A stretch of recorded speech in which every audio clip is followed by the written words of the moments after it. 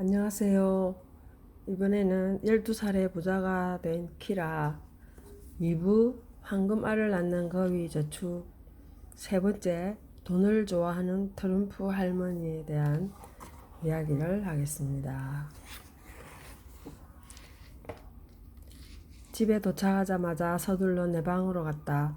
성공일기를 쓰기 위해서였다. 도저히 아침까지 기다릴 수 없었다. 나는 이렇게 썼다. 1. 골트슈테른 아저씨가 설명하신 것을 빨리 이해했다. 2. 훌륭한 결정을 했다. 수입의 50%는 저축하기로 함. 3.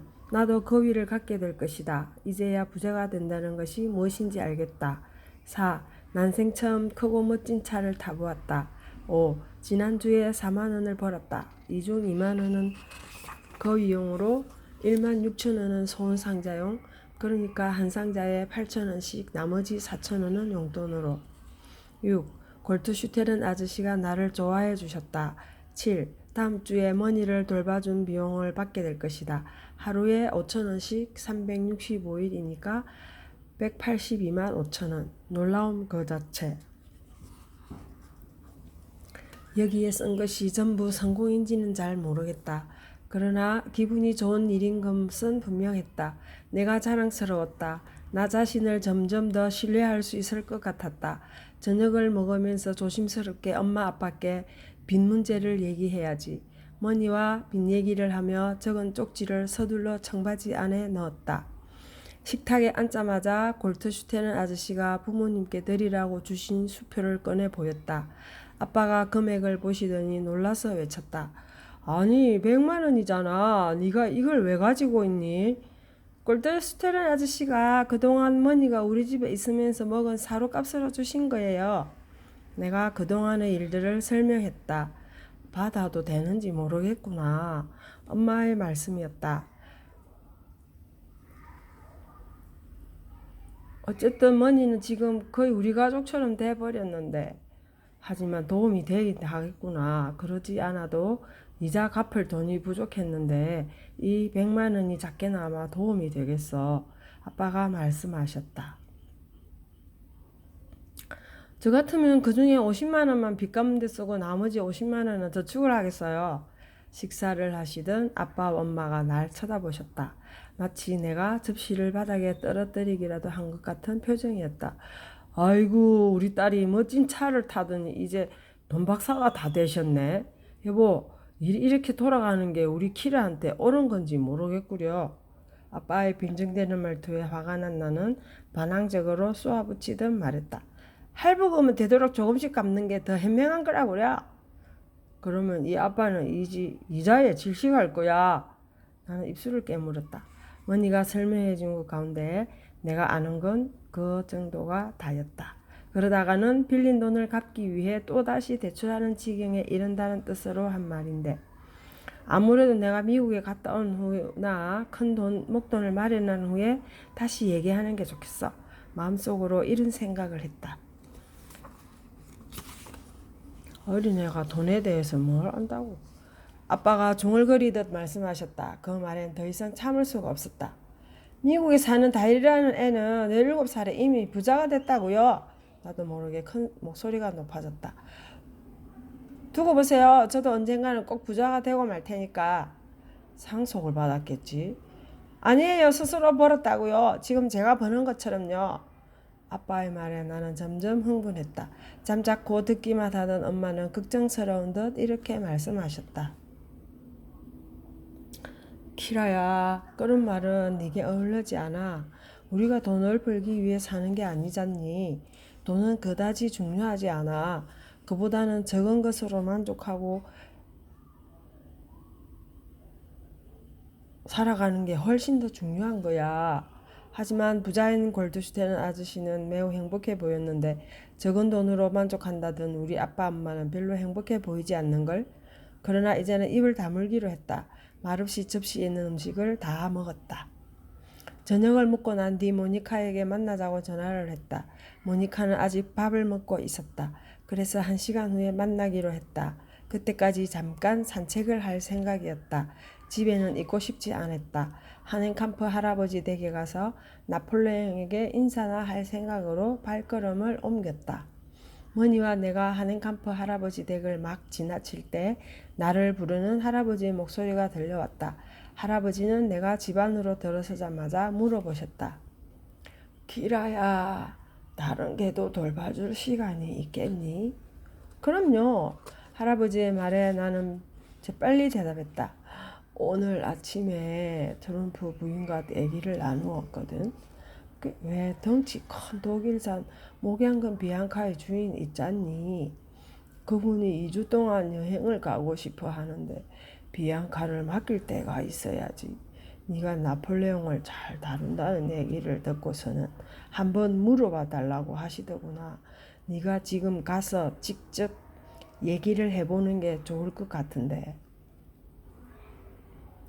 트럼프 할머니라면 나도 잘 아는 분이었다. 하고 싶은 말이 많은지 할머니 댁 앞을 지나치기라도 하면 언제나 말을 거셨다. 머니와 함께 서둘러 그 집으로 갔다. 할머니의 집은 정말 마기 할머니 집처럼 보였다. 하넨캄프 할아버지가 전화를 거셨는지 할머니는 벌써 집 밖에 나와 계셨다. 할머니와 함께 집 안으로 들어갔다. 집 안은 엉망이었다. 여기저기에 신문과 책이 놓여 있었고 벽에는 이상한 선들이 그려진 표들이 붙어 있었으며 TV는 2대가 동시에 켜져 있었다. 할머니는 내가 이리저리 둘러보는 걸 알아채고는 이렇게 말씀하셨다. 이건 내 취미란다. 경제 잡지와 정권 잡지 보는 걸 좋아하지. 남편이 많은 유산을 남겼지만 당시에는 그 돈을 가지고 뭘 해야 할지 전혀 몰랐었어. 그래서 돈에 대해 공부하기 시작했지. 할수록 재미있던구나. 나는 할머니 얘기가 계속되길 기다렸다. 그러나 할머니는 내가 이 이야기에 흥미를 느끼지 못할 거라고 생각하셨는지 비앙카 얘기로 주제를 바꾸었다. 벌써 몇 년 전부터 휴가를 가고 싶었지만 개를 돌봐줄 사람이 없어서 못 가셨다고 했다. 비앙카는 매우 사랑스러운 개였지만 다른 목양견보다 덩치가 유달리 컸다. 대다수의 사람들은 보기만 해도 무서워할 정도였다. 그래서인지 할머니는 내가 흥미있어 하자 정말 고마워했다. 사료는 이미 다 사놓았고 나에게는 매일 5,000원씩 계산해 주겠다고 했다. 나도 불만이 없었다. 물론 부모님께 허락을 받아야 하는 일이 남아있기는 했지만 그러나 비앙카는 우리 집에서 2주를 지내게 될 것이다. 모니카는 놀라서 나를 바라보았다. 이 많은 개를 어떻게 다 돌보니? 무척 힘들고 신경이 쓸 텐데. 잠깐 생각에 잠겼던 모니카가 이렇게 말했다. 일이 너무 많으면 나한테 말해. 내가 좀 도와줄게. 날 고용하란 말이야. 나는 웃을 수밖에 없었다. 모니카의 부모님은 돈이 많았고 그래서인지 모니카는 늘 좋은 옷만 입고 다녔다. 그런데 모니카가 내 밑에서 일을 하겠다니 웃음이 나왔다. 날은 이미 어두워졌고 나는 집으로 돌아왔다. 오자마자 부모님께 비앙카 얘기를 했다. 아빠는 내가 학교 수업에 소홀할까 걱정이라고 했지만 엄마가 내 편을 들어주셨다. 그때 전화가 울렸다. 마르셀이 늘 찾는구나. 전화를 받은 엄마는 놀라며 수화기를 내게 건네주셨다. 이제껏 한 번도 마르셀이 내게 전화한 적이 없었기 때문이다. 우리들은 꽤 오래 얘기했다. 난 마르셀에게 내 수입과 새로 생긴 일에 대해 보고를 하고 골트슈테른 아저씨가 가르쳐준 돈 나누는 것에 대해서도 말해주었다. 돈을 나눈다는 것은 정말 좋은 생각인걸. 그건 생각조차 못해봤네.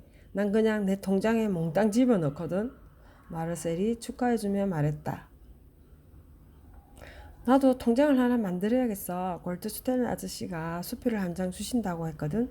그런데 어떻게 하는지 아직 몰라서 말이야. 네가 원한다면 내가 내일 너희 집에 가서 가르쳐 줄게. 마르셀이 제안했다. 내 귀를 의심하지 않을 수 없었다.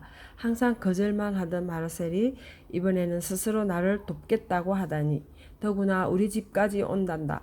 우리 집에서 7km 떨어진 곳에 살지만 마르셀은 한 번도 우리 집을 방문한 적이 없었다. 부모님이 우리 집에 오실 때도 늘 집에 혼자 남았다.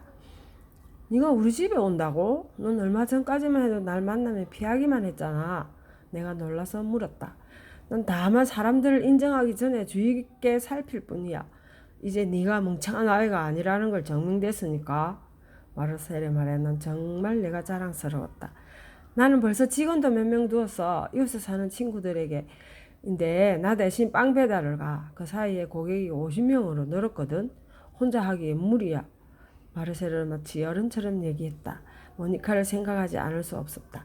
날 도와주겠다고 했는데 머니, 나폴레옹, 비앙카 이 세 마리를 동시에 돌보려면 모니카의 도움이 가끔 필요할지도 모르겠다.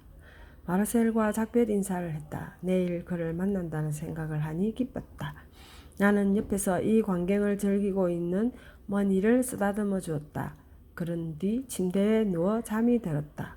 그날 밤 나는 끔찍한 악몽에 시달렸다. 온몸이 땀에 흠뻑 젖을 정도였다. 누군가가 나를 쫓아와서는